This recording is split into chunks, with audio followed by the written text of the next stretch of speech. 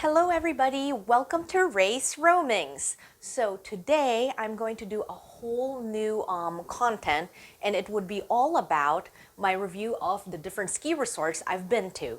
So if you notice, I am actually representing a hoodie from Steamboat, Colorado today, and I just came back from a 4-day ski trip there, and it was absolutely wonderful. So I think it would be appropriate that for my very first ski review, it would be all about Steamboat, Colorado. Now take note, I am an intermediate skier, or you'd say a type 2 skier, which means I can ski blue runs and black runs, but I'm not going to be doing double black runs or jumping off cliffs. So this review is all about somebody that just enjoys like groom runs, downhill terrain, and nothing too difficult. All right, so let's start. So Steamboat Springs, Colorado, how did it become known as Steamboat Springs? The fun fact here is that French fur traders in the 1860s came there first, and they heard the sound that sounded like a steamboat chugging. And it was actually the hot springs nearby that was making that sound. But the name stuck, so they are now called Steamboat Springs. Another fun fact about Steamboat Springs is that it has produced more Olympians than any other North American town.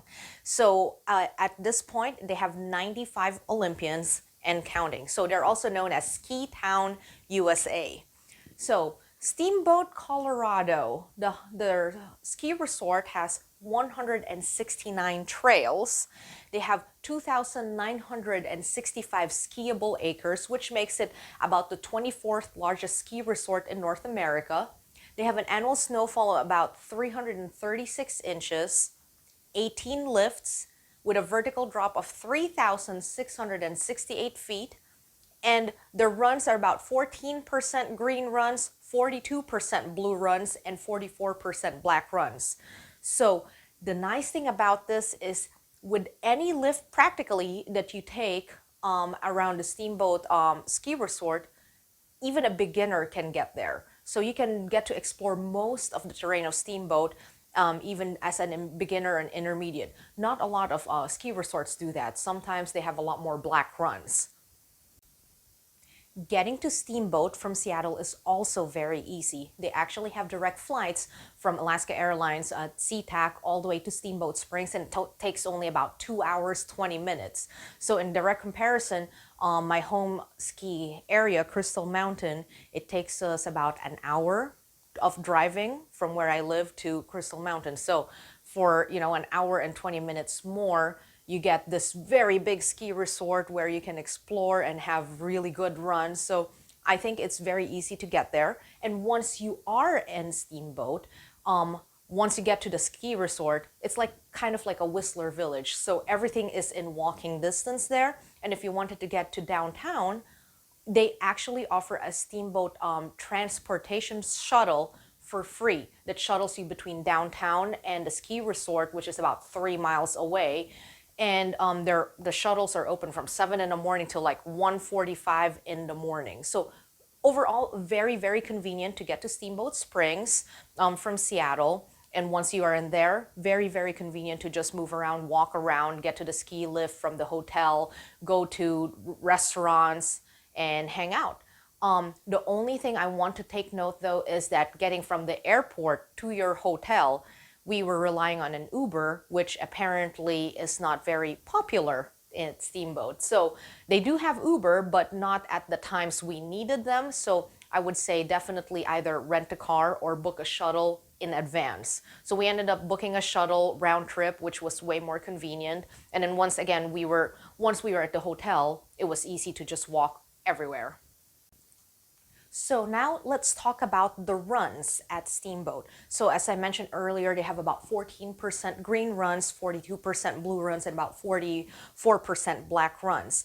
And if I'm going to be comparing this to my home ski area, Crystal Mountain. So if I compare the blue run of Steamboat to the blue runs of Crystal, honestly, the blue runs at Steamboat are a little bit easier. They're groomed, they're wide, they're not as crowded with people. So I felt like it was so easy to cruise and learn in Steamboat, comparing it to progressing from a green to a blue run at Crystal Mountain, for instance. The other thing is their black runs, the groomed black runs are also very easy. So it kind of gives you more confidence. At least for me, it gave me way more confidence to ski more black runs. And it even gave me more confidence to ski around the tree runs, which I never even attempted before getting to Steamboat. So that was very fun. They have also a short backside run called the morning side. And normally when you get to the backside of any ski resort, these are like big powder areas, powder bowls, a lot of expert runs in here. And it's the same with Steamboat, except they had shorter runs than I anticipated, but they had a lot of tree runs. You can zoom around trees, and it was wonderful. I really, really enjoyed that backside run. It does get crowded because they only have one lift there, and everybody generally flocks there in the morning time. I guess that's why they call that lift the morning side lift. But again, wonderful. I can't even say enough about it, and you can see in some of the videos that I will be posting how glorious those tree runs are. Another thing about Steamboat is they also offer night skiing. So they have a part of the resort that is reserved that they turn for night skiing. It offers one blue run, one black run, one green run, and one terrain park. So you have the best of all worlds in there, and you get to enjoy it till I think 8 in the evening. The lines at Steamboat Ski Resort are also not very long. The longest we've experienced were obviously over the weekend, but you can even reserve online the gondola line. So at 8:30, you just text gondola to a number, and then it will just tell you when you're at the front of the line, and then you get to cut in front of everybody. So they try to really make it as convenient as possible. And again, because there are so many runs around, once you're up the main lift lines, the people kind of spread out a little bit more. So now for the fun part, let's talk about what makes Steamboat Ski Resort very distinct from other ski areas that I've skied on. So the number one thing that was so unique about this place that I really loved was their Outlaw Mountain Coaster. So I will actually be posting a video of that whole roller coaster ride, and it was very, very fun. So at the base of the ski area, you have this longest coaster in North America. Basically, it is 6,280 vertical linear feet long, and it drops about 400 feet during the ride. It's about a 10-minute ride, $20 per person, and the top speed is about 27 miles per hour. And it was wonderful. And what I enjoyed about this is, you ski for half the day, and then in your ski outfit and ski boots, you can just hop a ride in this coaster. And it was very, very fun. Kind of like more like what it feels to ride a bobsled, I guess, rather than, loop the loops of the roller coaster. But it was very unique at Steamboat. Another thing that was very distinct about this resort is their champagne powder. So now Colorado is known for their champagne powder, but Steamboat boasts the least amount of water content in their snow. So they say that at Steamboat, they only have 6% water content in their snow compared to the regular 15%. So what that means is their snow is so light. And I really got to experience this after a snow day in there. And then the next day I was skiing around those tree runs, and I was just basically floating on air. And my skis are not very light. They normally sink on powder runs, so I was not a big fan of it in our Cascade Concrete here at Crystal Mountain, but I really like this champagne powder. So Steamboat does boast the best champagne powder in Colorado. Another thing that is very distinct with them is that they have in downtown a place called Howelson Hill. So Howelson Hill is actually the oldest continuously operating ski resort in North America. It started in 1915, and it has the most complete natural jumping complex in North America. So they actually allow you to ski for free on Sundays. You just have to book online, and I think if you have enough time, you can definitely explore two ski resorts, 3 miles away from each other. Another thing that is very unique about Steamboat Ski Resort is that they have two nearby hot springs. They have the Strawberry Hot Spring, which I actually did get to try, and it was a wonderfully natural hot spring area. And I will be posting some pictures in here, and it was I just loved it. And then another one that they have is this Old Town Hot Springs, which is just in downtown Steamboat. And it has, it's more of a commercial hot spring, so they have water slides there. And so it's perfect for kids. So I think those are very distinct for the Steamboat Ski Resort. Their roller coaster, their two ski resorts, and their hot springs, and their champagne powder that I cannot rave too much about. It is amazing.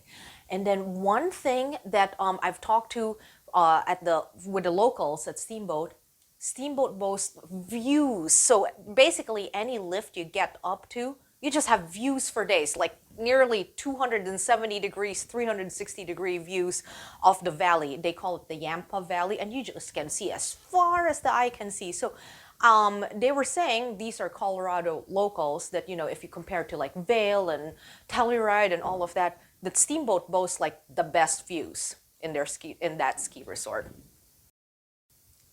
So as a bonus, Steamboat Resort is also a very friendly community. They have this old Western town feel, and everybody that I've met was super friendly in here. It was not pretentious, not like some of the world-class ski resorts tend to be. And generally, you just feel at home and very welcomed in here. So I really liked it. And again, it has that Western feel in their downtown. It is also part of the Icon Pass. So it depends on what kind of pass you have. You either get like 5 days at Steamboat or unlimited days. And so, yay. And they also did very well with managing the changes that COVID brought about in the last year. So they were very vigilant about masking in a nice way, and they allowed indoor dining only at 25% capacity, but they had, so many restaurants that you really didn't feel like you had to wait in line for ages. So all things considered, they did very well in managing this COVID thing. And then one last thing that I wanted to take note of in this review is that you have to take note of the elevation. At the base of Steamboat Springs is already at 6,900 feet. And then if you ski all the way to the top, their highest peak in there is about 10,568 feet. So if you do easily feel the altitude, you can probably get altitude sickness. Personally, I got about a headache for 2 days, and you get short of breath going up the hills. But I can't even compare. The experience was just phenomenal. So, if I rank this ski resort with all the other ski resorts I've been to, this is definitely probably one of my top 5 at this point. So I love it, and I hope you get to check out Steamboat for yourself. If you have any questions, please just ask in the comment section below. If you like this video, please hit that like and subscribe button. Thank you for listening, and have a great day, everybody. Happy roamings! Bye!